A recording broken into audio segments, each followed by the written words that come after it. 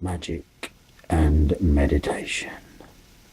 Focus. The purpose: to get the magnifying glass out, to take a closer look, to get more personal without being too personal, to dissect and talk about some of the intricacies.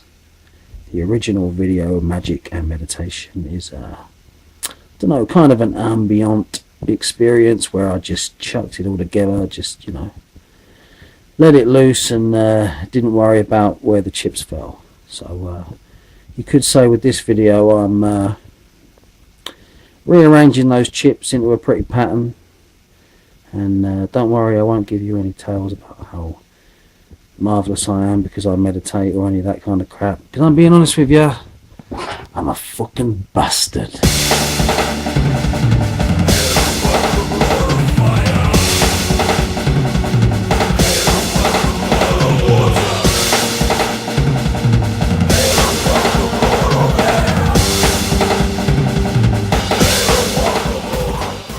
Hello girls and boys. So top of my bonds in, that's it, just chilling out, sleeping on the floor at the moment, doing a lot of DIY, so excuse, I'm covered in paint and don't have the best backdrops, but who gives a fuck, it's all about the information, right? So but I think it's important not to plan too much, to kind of go with the feel. So I'm going to feel this one out, and I've quickly written out a page here of notes of the details, the further details of meditational practice when that is geared specifically towards a magical lifestyle, if that's your thing, at least towards the end, but meditation is meditation, right? But if your mind is wrapped up in the occult, and you have a thirst for knowledge, and you're trying to work out what this crazy life's all about, and at the same time you realize that there are no ultimate answers, that it is a journey, but you're in tune with your particular, you're trying to find your true will, you're trying to get in tune with the word, okay? So the first thing that I've written down here is watching thoughts swept away, focus back, dreaming, right? So when you're in deep meditation, or just the first few minutes, in fact, you might, well, obviously the goal is to watch the thoughts, is to be an observer, to remain completely focused and awake and in control of your position and aware of that position, that kind of contradiction, that you're watching thoughts, and the part of you that's watching the thoughts, you're also aware of that. Nothing escapes your notice. You're not getting swept up in anything. You're breathing out the nose, eyes closed. Keeping the back straight is tradition. I mean, it's not really going to be the same if you're lying down or slouching. It's just, you're not focused, you're not taking it seriously. There has to be a reason for that. And we'll get to that a little bit later on down the page here. Watching thoughts. It doesn't matter how long you've been doing it. You change, your mind changes. You can have good days, you can have bad days. You're going to get better at it in general. But you will get swept away with a thought, a notion. You'll be thinking about yourself, someone else, problems, things you need to do, just random stuff. A song might come into your head and loop, and you start thinking about the song, and you start thinking about I don't know what colour guitar the you know, the guy was playing in the music video, and then that will lead, you know, the mind works by association. You could end up going through all that and thinking about the leaking tap in the bathroom, you know. But you won't really realise that's happening. It will just happen. And then all of a sudden you'll get a jolt. Shit, I'm supposed to be watching this. Like I say, that will happen less frequently over time. That's a hurdle to look out for as you become more focused, as you know, manipulate the reforging of the pathways. That will become less common.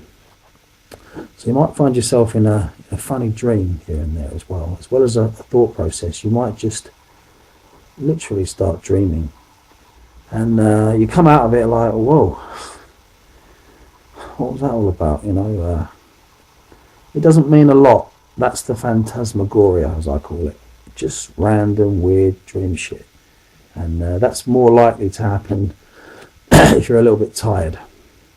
So the idea is not to get swept up in a thought process and not to dream. Focus, bring it back. And it's good to say to yourself before you start, right, I'm gonna do it for 20 minutes. I'm not gonna get swept up in a thought process. I'm not gonna get caught in a dream. Can I do it? Just make that your goal. And something odd might happen if you can keep it up that long. If you can genuinely not get swept up in thoughts, only observe. And like I've said before, if you try too hard, that's also a problem, because anything that if you try too hard, you know, no, I mustn't be thinking this, then you're thinking that, and you're giving power to the problem. So you're allowed to, anything is allowed to happen inside your mind as long as you are an observer and you're not interested and you're not trying to participate. And after a period of time, that will become less, and it will happen. I mean, I remember when I first started meditating, I just heard all these voices in my mind, and it was all so confusing. There was so much going on, and I noticed after just a few weeks that that started to calm down a lot, and it was quieter inside. And over a period of time, you will have less to observe, if you like. There is a place kind of behind the eyes where if you tell yourself that you're there and you're visualizing your consciousness not falling into any traps, not getting swept up in the thoughts, it's just there observing, then that's a thought in itself as well. But that's a good start. So once you find that place, banish any notions of a model. And see, there can be a contradiction between consciously watching the thoughts and a kind of, I don't know, you can sink in with the breath as well. So it's like, am I just observing consciously, or am I going to make a conscious effort to, like I say, make a model exist behind the breath or slightly behind the eyes? It's about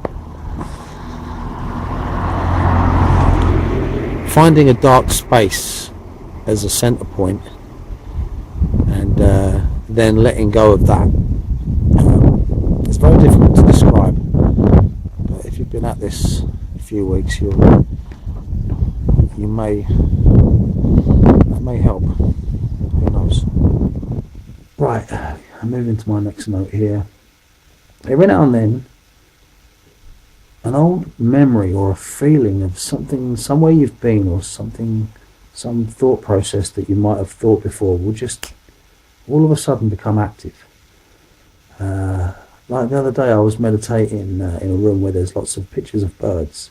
And obviously, I'm not thinking about the pictures of birds, but my subconscious is already registered because I walked into the room, begin meditation, And all of a sudden, as I was, observing the process and, staying outside of it, all of a sudden, I was back in an old room from many, many years ago when I was a young boy, where there was a picture on the wall of all the bird life of, British birds, garden birds.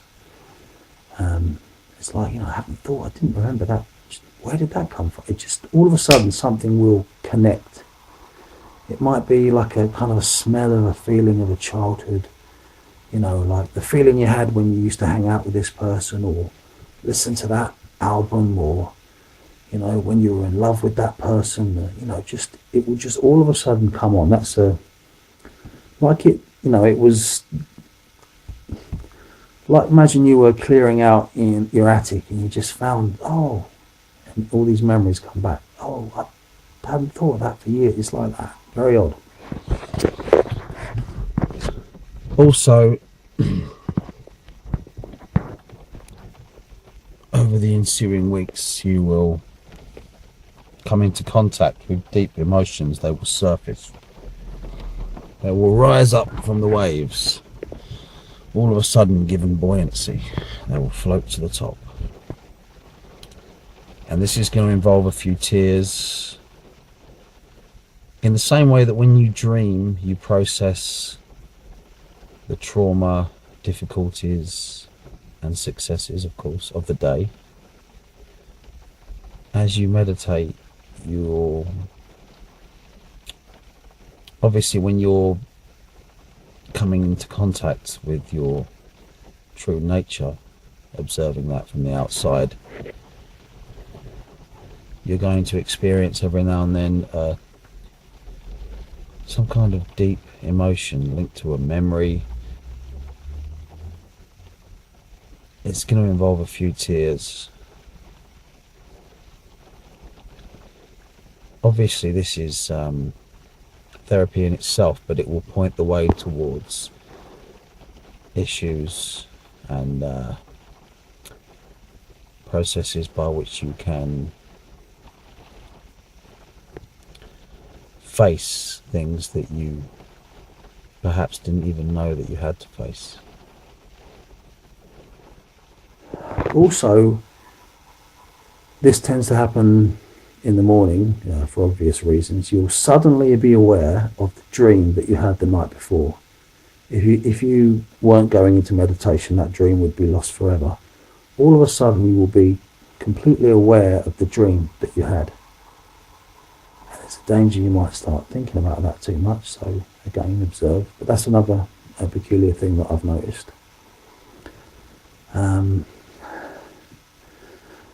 With keeping the back straight and taking it seriously and getting into some kind of posture, personally I always just sit in a chair, I'm not going crazy, but I've noticed that you do get what you might think is the Kundalini thing, perhaps early stages. My neck tends to sort of vibrate and my head starts to shake a little bit, and I all of a sudden get a jolt of electric kind of energy. So that links into the whole kind of Kundalini thing, so you can see how these things develop, come about, and you can have an appreciation for the reality of that that force in the body, that spiritual power, that chi, that Kundalini, the Mercury rising, third eye, that kind of thing. It's real. Experientially, it's real. So you might get some kind of semblance of that kind of process going on. It's odd, that Mercury thing. Mercury being symbolic of the mind, and Mercury being kind of tied in with the element of air. Air is the connection point between fire and water. Obviously, once fire and water are connected by air, that makes Earth the whole, the four elements, that kind of thing. And you start to understand why Mercury, Thoth, I've heard the Hindu version is Buddha, Buddha, the mind. Listening to Terence McKenna talk about Mercury, Mercury takes the shape of any vessel, like the mind. It doesn't have its own shape. And it doesn't have its own colour, it simply reflects the world. So you can't look at Mercury, you look at what Mercury is reflecting. So that's what you get when you try to look at your own mind. You see the thoughts. It's quite interesting, obviously. Your personality will come into sharper focus, which I covered in the longer video. You'll get a feeling for who you are more deeply, more profoundly. And the further you take that, you'll start to notice changes will happen. And this ties in with the elemental balancing in the Barton method, and knowing your chart from an astrological perspective, and that really helps to take that kind of thing seriously and implement that as well, because you'll find if you are intuitive and sensible and put some effort into learning a thing or two about astrology, you'll get a lot out of your chart. You'll learn where you're most likely to jump. I think there's that story when Gurdjieff was asked, what's the truth of astrology, and he simply dropped his walking stick, and then a couple of students ran quickly to pick it up. One of them stood by. Obviously the meaning was the quick reaction. That's what astrology is. That's who you are, just quickly, instinctively. That's what's already there. That's what's set up. But you do have the power to take control, to observe that process, and to make subtle changes over a period of time. Changes will happen, mind, brain, better patience, control and discipline. I've lost weight since I started meditating. My efforts towards a more wholesome diet are bearing fruition, regular exercise. So, and better sleep. It does improve sleep, and the more sleep you have, the better quality of sleep as well. It all just folds into itself to improve the whole. So, more disciplined mind, but you still will react quickly. When old Gurdjieff drops his walking stick, you will suddenly react. And that takes a long time. You'll be walking down the street, and all of a sudden you might feel a little bit like you felt when you were meditating, like you're just watching everything that's going on inside your mind.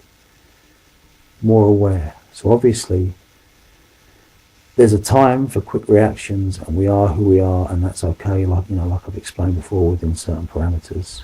But you are able to somehow get in and, over a period of time, gain more control from the outside or from the inside, whatever way you want to look at that.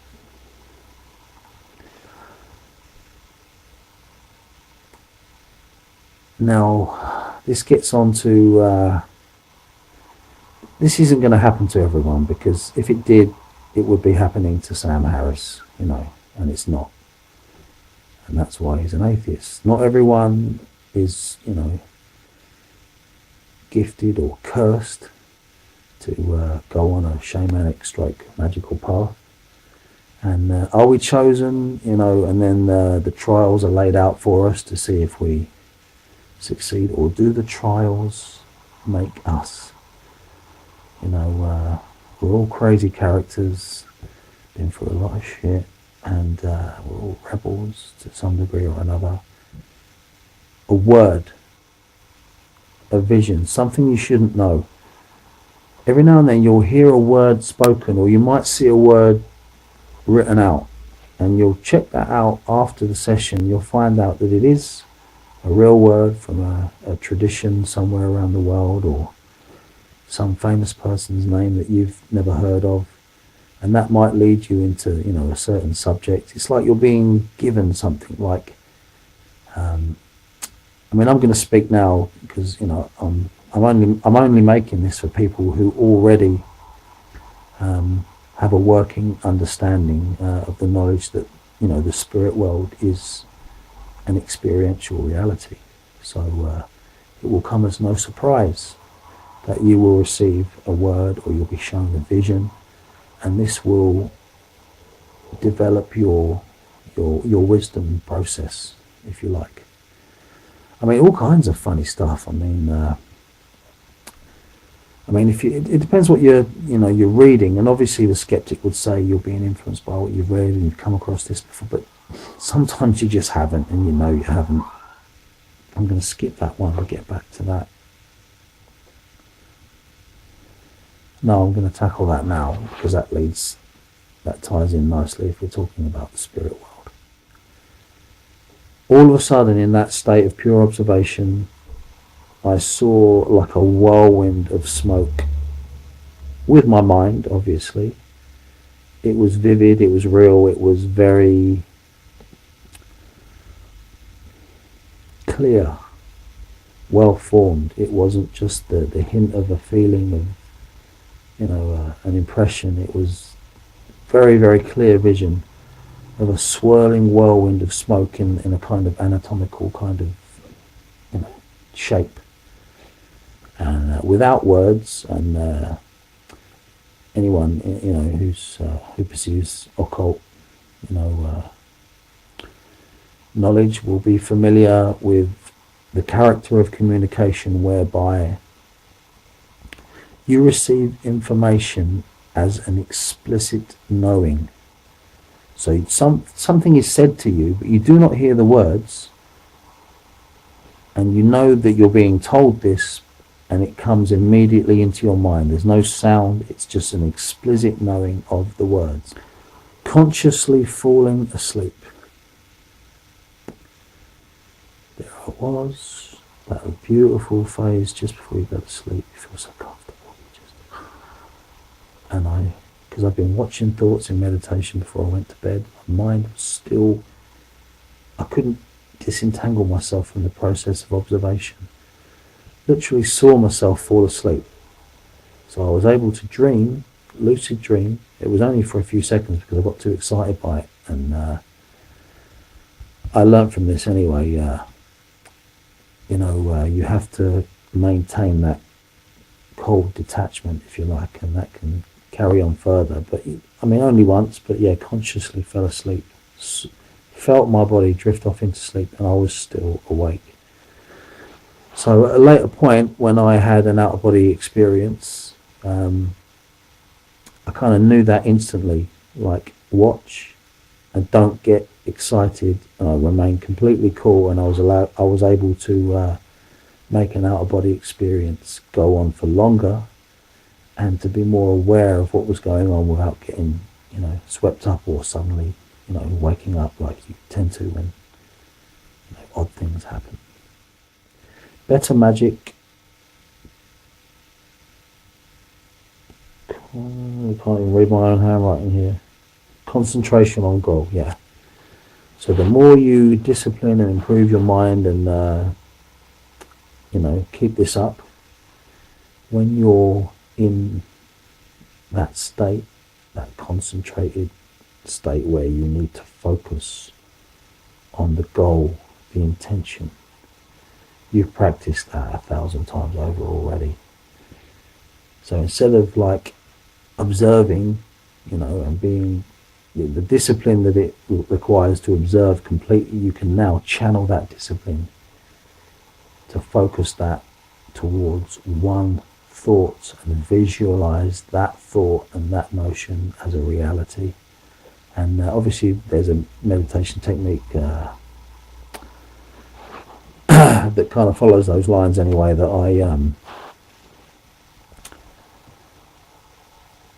there's no point going at that, I guess. You just need to have this simple practice running twice daily. And anything else, you can just explore that for a little while, add that on. But this is the one that you need to keep going because it covers everything. It's not going to work for everyone.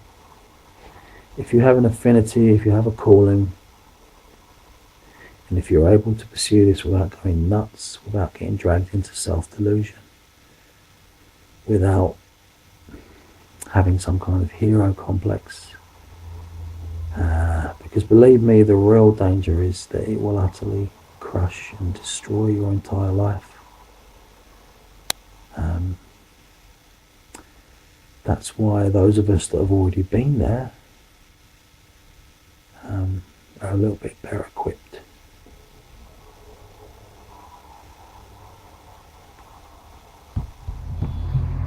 Sod's law, ain't it, that a bloody bin truck chooses this moment.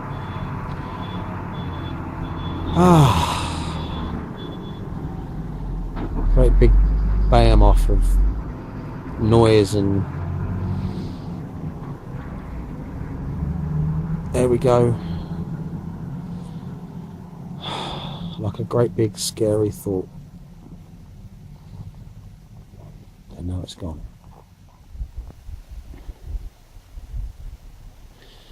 Not trying too hard. Letting go, letting the stress. There's a time for stress, and it's not in meditation. If you have a question, or if there's something you're struggling with, if that's on your mind as you enter meditation, if you let go of trying to come up with an answer, and this has happened to me a few times, in that stillness, in that silence, an answer may appear. Righty-ho, back to work. I think that wraps it up nicely. So for those who understand, for those who will gain something out of this, I hope this helps, and I'll leave it there.